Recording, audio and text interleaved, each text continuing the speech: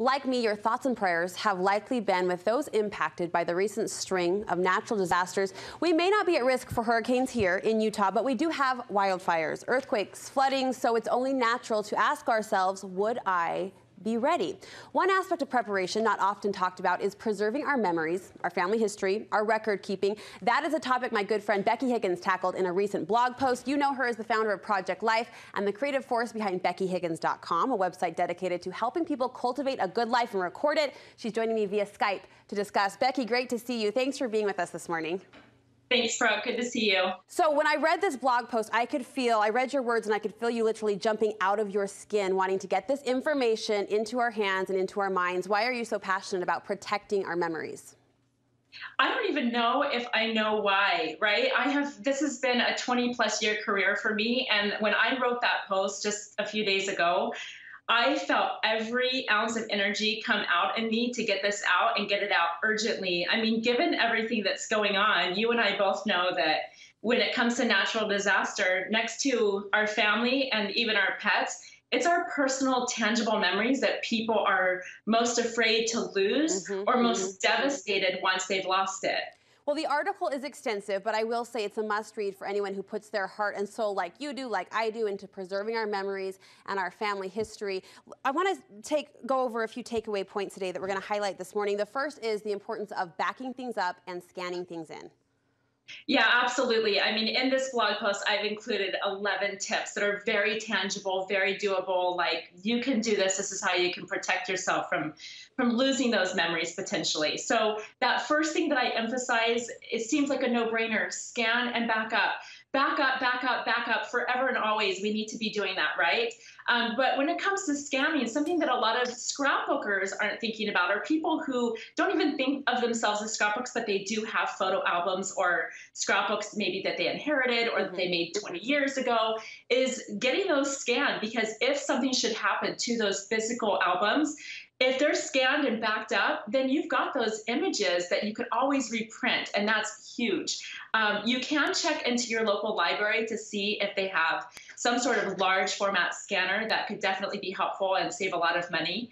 But there is a scanner that my husband and I researched out and invested in a year or so ago, and you better believe I am putting that into good action right now, getting every one of our scrapbooks scanned. It's an investment for sure, but if you put your time and your energy and your money into that, it might be something worth considering. Do you have a specific recommendation for us? Yeah, the one that I've been using is called the Fujitsu Image Scanner. It's a ScanSnap SV600. I don't make these names up.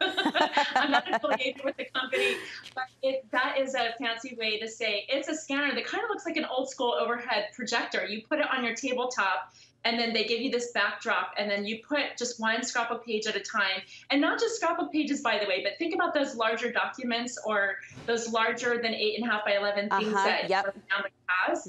Get those all scanned and backed up for sure. Quickly, I think a lot of women say, hey, I'm putting my photos on Facebook, I'm putting them on Instagram. Does that count as a backup or an extra copy?